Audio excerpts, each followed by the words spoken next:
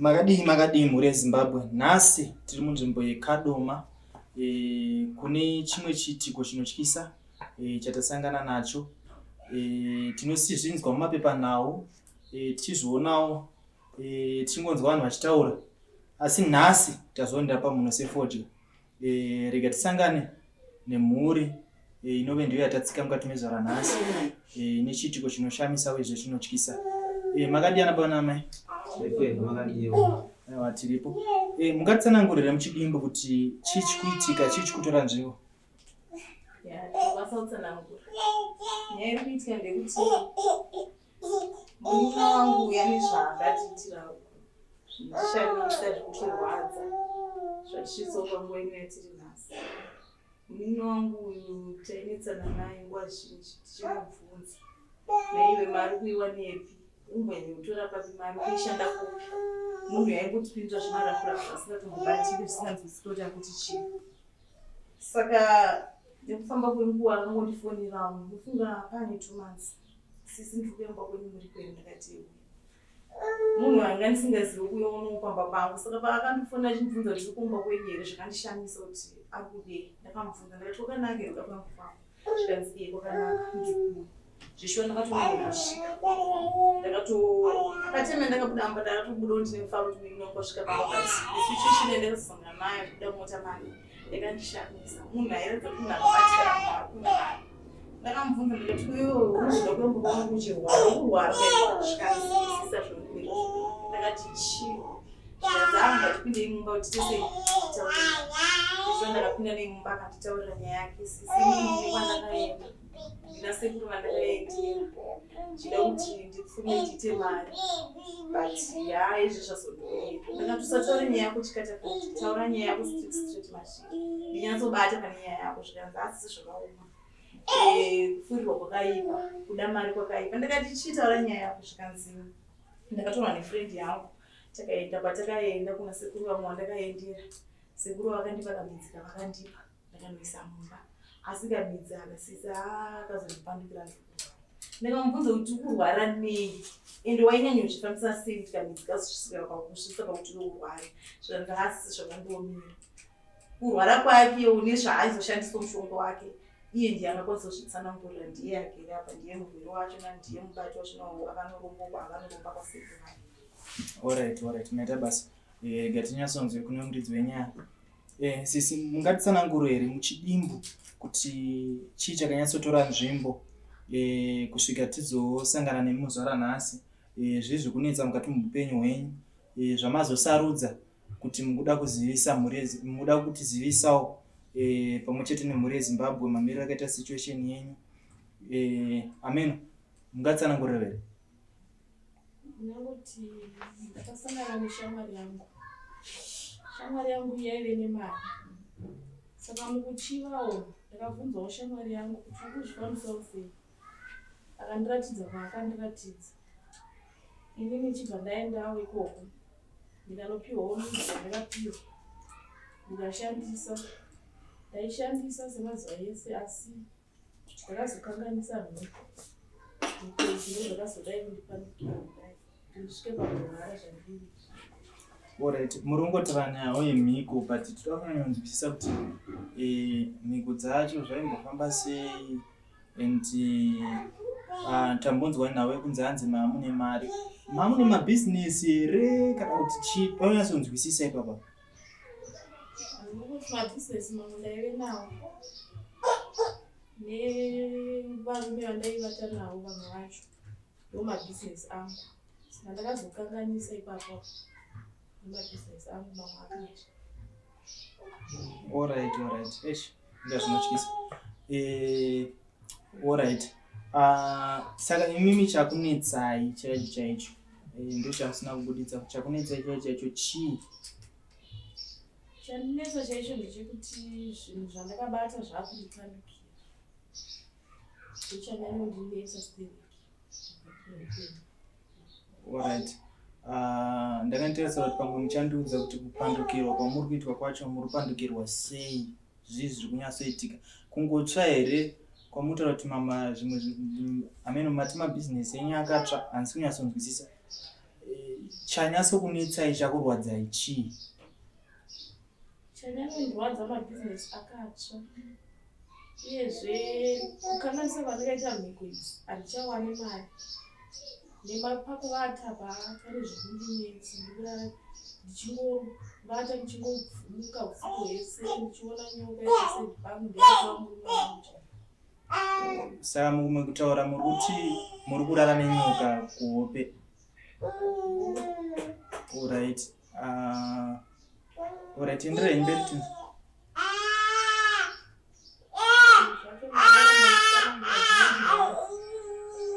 Zvinondirwadza nekuti ndakusvika pakurwara kwandiri kuita kuti handichazivi kuti chinoita sei dambudziko randinaro. Mukuita urwere hwakaita sei ndohwataunzisa? Ndikurwara zvekuti ndiri kungobhidha nanesitopu. Ya, saka sisi mungatitsanangura here kuti urwere hwenyu hwane nguva yakaita sei? Sinopanda kutokwanisa weeks ndichingobhidha. Saka hazisi kumbomira kana chi? Makambotry here kuenda kana kuna chiremba kuchipatara kuti wako? Ndakatry zvese ndakaedza. Saka gaino vakati chi? Hapana chavakazotaura. Kurova kuti chinhu chekuti vakatadza kuchinzwisisa ivo vacho kuti sekudaro vakatadza kutonzwisisa kuti zvii zviri kumboitika. Alright. So hapana here mumedical ngirini yamakapiwa? Ndakangopiwa mapiritsi kuti hazisi kumbopera. Alright. Eish, hainyaya inosvisa. Amene vamwe vamunavo handanani handakunge ndazobvunza ukamwanyu kuti wakaita sei? Ndakutori nasisi vangu. Alright. Rega ndibvunze munina wenyu kuti tinzwe zvakamira sei. Mune chekutaura here panyaya dzamusangana nadzo idzi? Handina hangu chekutaura. Semwana mudiki ndadzidza semunini kuti tibudise ndiripo kuma. Alright. But hapana here mufamily zvimwe zvinhu kana kunzi kwafiwa kwaita sei? Because nyaya dzatinonzwa dzekunzi munhu aromba azodaiwo totanga kunzwa kuti vanhu vakupera mufamily chichi. Chokwadi kufiwa kwaifiwa. Nekusimukira kwakaita sisi vangu zvakandikatyamadza. Vakasimuka nguva diki. Munhu akanga atone mari zvinhu zvakatotyityisawo. Nemari vakanga vanayo. Ende kufiwa mumhuri kwaifiwa. Asi pane chamaibata chine chekuita nasenyu? Patakazotanga kuzoda kubatanidza zvinhu yanga iri nyaya yekuti isusu vakanga vakurwara. Tikashaya kuti chakutora nzvimbo munhu angorwara muno wese munhu angakunzi ari kubhidha. Tikashaya kuti zvinhu zviri kufamba sei uyezve kumabasa kwavo vaizongonzwa kuti mota yagumira. Saka zvinhu zvakatanga kutyisa kuti takazotanga kuti zvitofunga kuti sisi ndopatakata kutoona kuti hasisi vedu vane nezvekuitika mufamily. Alright. Saka mangobatanidza ngofungirawo. Alright. Ndandine mubvunzo wakasisi kuti mutiudze kuti mambenge mutora nawo ekofini chichi mungandiudze here kuti mungatibvumidze here kuti tipinde tione kuti zvakamira sei zvichida pamwe kutaurira zvinhu zvekuzviroto because handisati ndakambozvinzwa zvakadaiso. Tinomuona here kana makashinga tinokwanisa kuenda. Alright, pana togona kuenda nawo?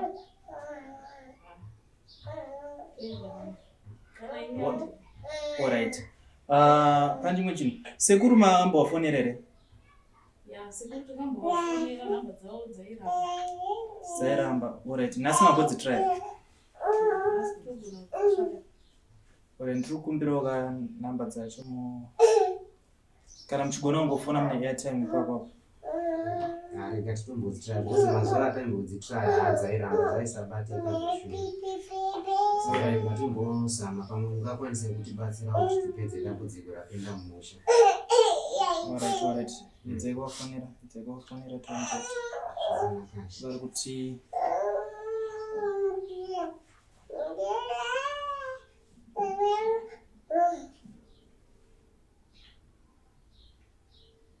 iri kuringa? Ore munogona kuya padhuze otivanza kuti vari kuti chii? Hello, sekuru. Yeah. Isai paloud. Paloud. Hello sekuru. Hello? Hello? Asinyazokunzwa? Alright. Muri kufonerwa ndijournalist vanoita zvemedia. Yeah. Pane mhuri yatashanyira muzuva ranhasi. Vari kuti vakambouya vachibatsirwa kudare kwenyu. Asi vane dambudziko ravasangana naro. Zviri kunzi hanzi vari kubleedha here chichi. Pane mashandisiro amakanga makavatsanangura kuti vanozoshandisa zvinhu zvamamakataura. Saka vari kuti vane mazuva vachitraya kubatai but mamusiri kubatika.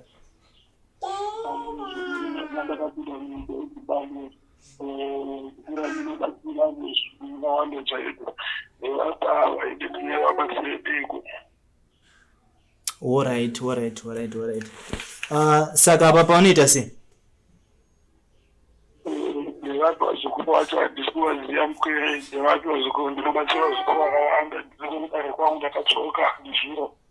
Alright. Hanzi muri vapi vacho? Amen. Pamwe zita rano kuzivai naro kana kuti? Amen. Hanzi veukadoma.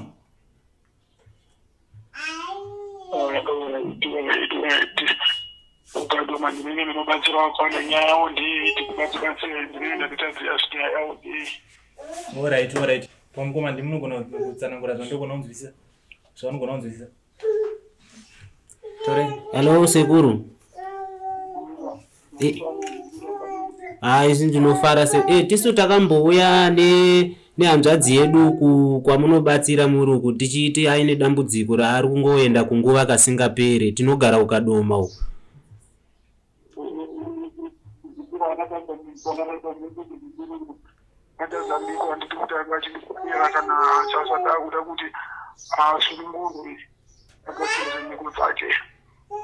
Alright. Ndo nyaya taitombotraya kufona yenyu tichida kuti mutibatsire saka yaingoramba kupinda. Ndosaka ndopa tazoitraya nhasi kuti tinzwe kuti munobatika here. Zvakanaka uziko anouya kudaro ibatsirwa inaye kudaro abatsirwe anokwara mukuru. Aiwa zvakanaka isekuru. Alright sekuru. Saka rega titoita kuti tigozobatanidza tisvike ikoko because munhu atingatorasikirwa nehama yedu sekuru.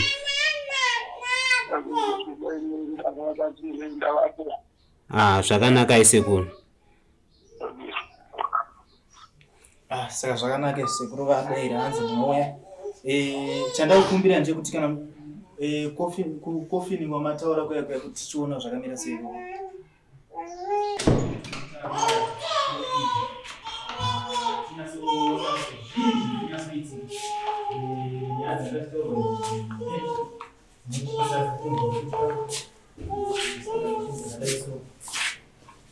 Tipinde tinyatsozvionera tega.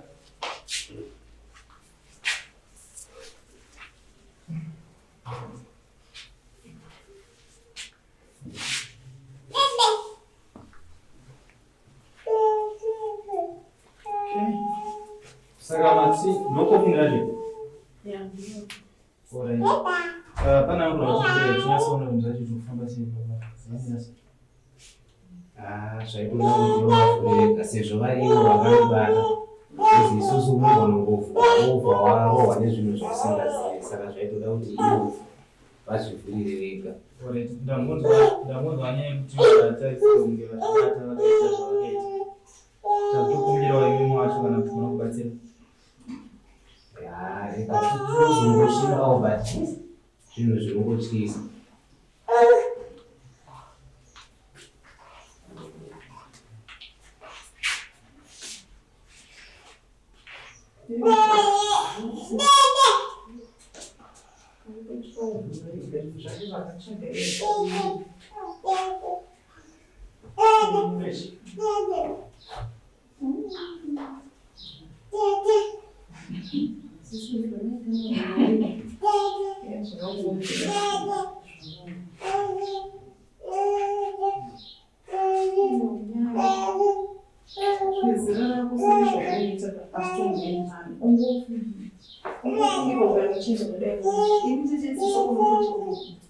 Utoona chekuti kubatsana nacho. Waifunge. Ambiroke ndinenge naomasa. Izvi zvona zvakupa ndinoma kuita base.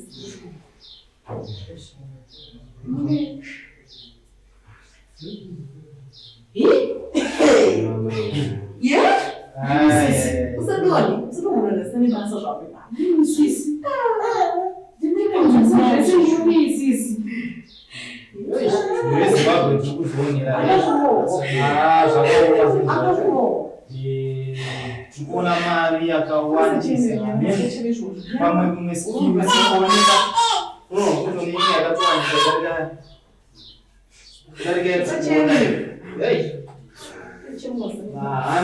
US dollars.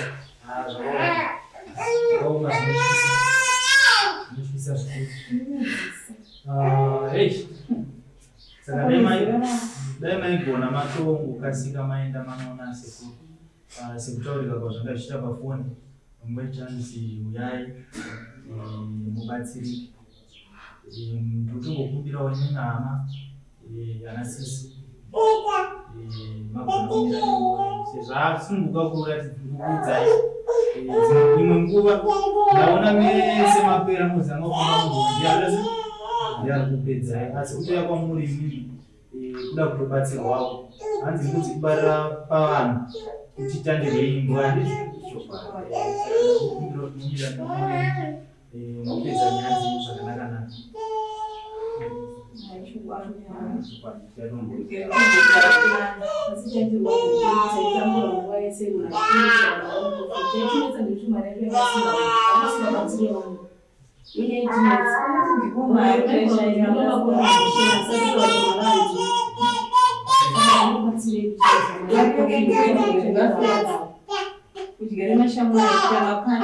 Pamweni yakanzi ropa haipiwa hama pamwe mungadai makatopera asi zvezvitisa kudaika kumujegera atitadza kumira nekuda kwezvinhu zvakabatirika mutomira naye tinotenda nekubuditsa nyaya dzenyu muri yezimbabwe ndo zvakanga tinazvo chinhu zvinotyisa uye zvinonyadzisa uye zvinokatyamadza zvikuru tosangana muzvikamu zvinoteera tichinzwa kuti pavachanoona chiremba vachabatsirwa sei uye dambudziko ravo richapera. Bye bye.